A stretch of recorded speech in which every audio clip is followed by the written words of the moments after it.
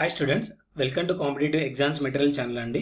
ఈ వీడియోలో మనం పంచాయతీ సెక్రటరీ ఎగ్జామ్స్లోని పేపర్ 2 వచ్చేసి rural development and problems in rural areas with special reference to Andhra Pradesh. ఇందులో టాపిక్ 1 వచ్చేసి evolution of Panchayat Raj system in India including constitutional amendments and reports of various committees. Okay, ఈ టాపిక్ని మనం థియరిటికల్గా ఇప్పుడు చూద్దామండి. సో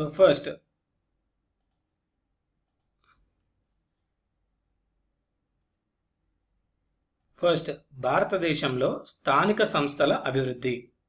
భారతదేశంలో స్థానిక సంస్థల అభివృద్ధి అనేది ఎలా జరిగిందో ఈ వీడియోలో చూద్దాం.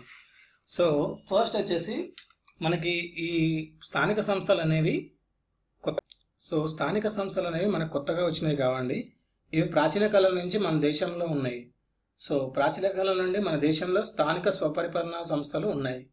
సో నెక్స్ట్ వచ్చేసి ఫస్ట్ పాయింట్ ఇక్కడ పంచాస్ అంటే 5 సభ్యులతో కూడిన మండలి గ్రామీణ ప్రాంతాల ఆలనాపాలను కీలక పాత్ర పోషిస్తాయి. ఇదే కాలగతిలో పంచాయతీగా ఏర్పడింది. ఓకే, సో ఫస్ట్ పంచాయత్ అంటే ఏంటండి? 5 సభ్యులతో కూడిన మండలి గ్రామీణ ప్రాంతాల ఆలనాపాలను కీలక పాత్ర పోషిస్తాయి. ఇదే కాలగతిలో ఏమైందంటే పంచాయతీగా ఏర్పడింది. Next little republics Charles Metcalfe. ఇది ఇంపార్టెంట్ పాయింట్ అండి. సో చార్లెస్ మెట్కాఫ్ వచ్చేసి మన దేశంలోని స్థానిక సంస్థలను లిటిల్ రిపబ్లిక్స్గా వర్ణించారు. సో మన దేశంలోని స్థానిక సంస్థలను లిటిల్ రిపబ్లిక్స్గా ఎవరు వర్ణించారండి? Charles Metcalfe.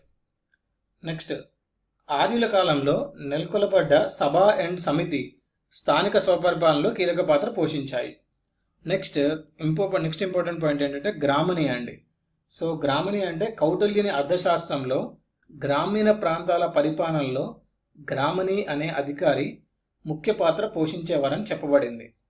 సో ఎక్కడ చెప్పబడిందండి ఇది? కౌటిల్యుని అర్థశాస్త్రంలో గ్రామీణ ప్రాంతాల పరిపాలనలో గ్రామిణి అనే అధికారి ముఖ్య పాత్ర పోషించేవారని చెప్పబడింది. సో స్థానిక సంస్థలు అనేవి పురాతన కాలం నుంచి ఉన్నాయని మనకి దీన్ని బట్టి అర్థమవుతుంది.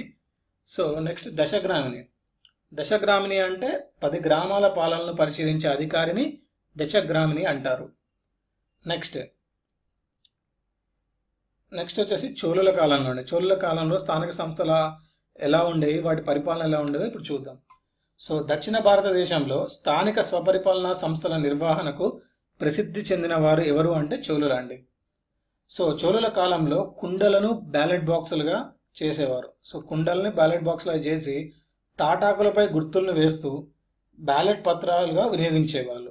సో ఎవరికైతే గుర్తులో వాటి ఏం చేసేవారంటే తాటాకులపై గుర్తులు వేసేవారంట అండి.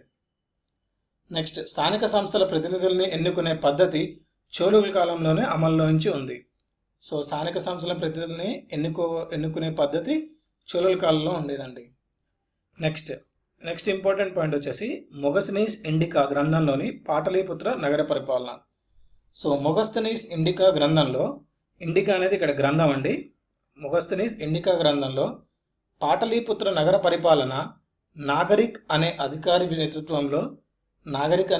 నేతృత్వంలో 30 మంది సభ్యుల మండలిగా నిర్వహించినట్లు ఉంది. నెక్స్ట్ వచ్చేసి మధ్యయుగంలో స్థానిక పరిపాలనా సంస్థలు ఎలా ఉండేవి. సో మధ్యయుగంలో ఏమైందంటే స్థానిక స్వపరిపాలనా సంస్థలు నిర్లక్ష్యం చేయబడ్డాయండి. సో కొత్వాల్ అనే అధికారి శాంతి భద్రతల నిర్వహణలో కీలక పాత్ర పోషిస్తూ శిస్తులను మాత్రమే ప్రాధాన్యతనిచ్చేవారండి. సో కొత్వాల్ అధికారి, ఇక్కడ కొత్వాల్ ఇచ్చేగానండి 7th పాయింట్. సో కొత్వాల్ అనే అధికారి ఏం చేసేవారంటే శాంతి భద్రత నిర్వహణలో కీలక పాత్ర పోషిస్తూ శిస్తు వసూలకు మాత్రమే ప్రాధాన్యతనిచ్చారు. ఓన్లీ ట్యాక్సెస్ కలెక్ట్ చేయడానికి మాత్రమే ఇంపార్టెన్స్ ఇచ్చారండి. దాని తర్వాత షేర్షా కాలంలో ప్రాంతీయ పరిపాలనపై దృష్టి కేంద్రీకరించినప్పటికీ స్థానిక స్వపరిపాలనపై ఎలాంటి శ్రద్ధ వహించలేదు. సో దీన్ని బట్టి అర్థమైంది ఏంటంటే మనకి మధ్యయుగంలో ఎటువంటి శ్రద్ధ వహించలేదు. స్థానిక స్వపరిపాలనపై ఎక్కువ శాతం నిర్లక్ష్యం చేయబడింది. నెక్స్ట్ బ్రిటిష్ ప్రభుత్వ కాలం. సో మనం ఫస్ట్ ప్రాచీన కాలం చూసాం, తర్వాత మధ్యయుగం చూసాం, ఇప్పుడు బ్రిటిష్ ప్రభుత్వ కాలం చూద్దాం.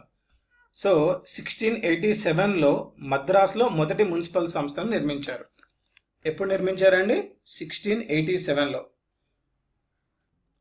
సో మొదటి మున్సిపల్ సంస్థ వచ్చేసి 1687లో 1687లో స్టార్ట్ చేయబడిందండి, ప్రారంభించబడింది 1687లో. నెక్స్ట్ 1726లో బాంబే, మద్రాస్, కలకత్తాల యందు పూర్తి స్థాయి పురపాలక సంస్థల్ని ఏర్పాటు చేశారు. ఎప్పుడు ఏర్పాటు చేశారండి పూర్తి స్థాయి పురపాలక సంస్థల్ని?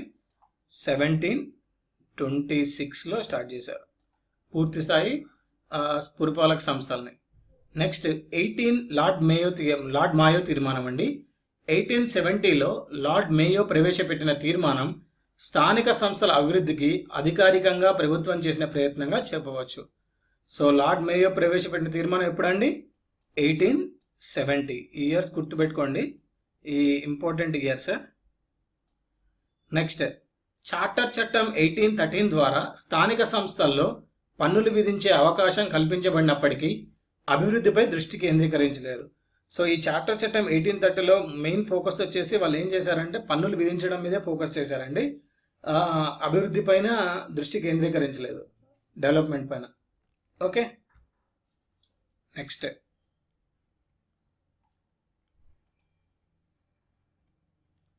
సో నెక్స్ట్ వన్ వచ్చేసి రిప్పన్ తీర్మానం అండి.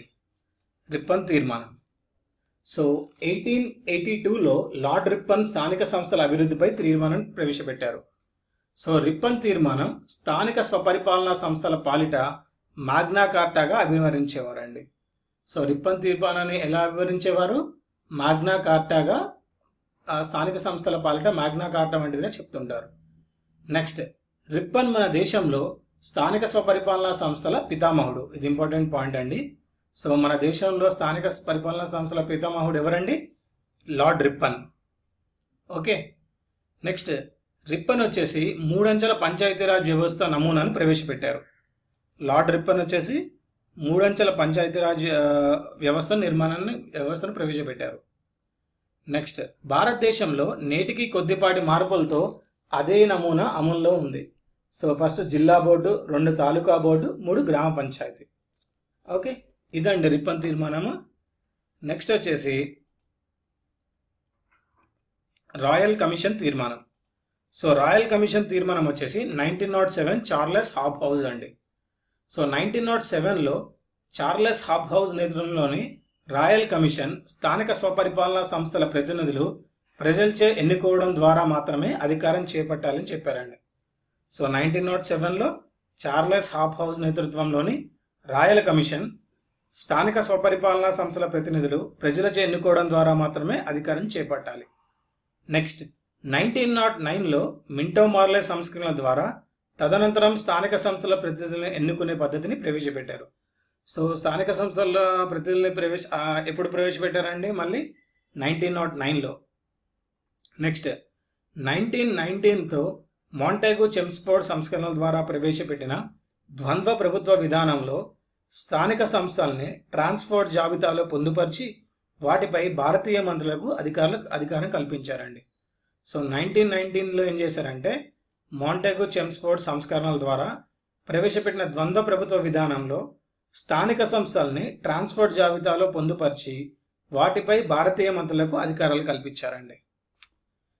ఇది అండి 1907 చార్లెస్ హాబ్ హౌస్ తీర్మానం ఒకటి, రాయల్ కమిషన్ తీర్మానం అండి. 1909లోని మింటో మార్లే సంస్కరణలు, 1919లోని మాంటేగు చెమ్స్ఫోర్డ్ సంస్కరణలు.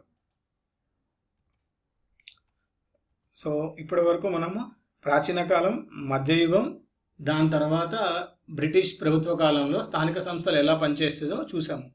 సో నెక్స్ట్ వీడియోలో ఏం చూద్దామంటే మనం వివిధ కమిటీలు.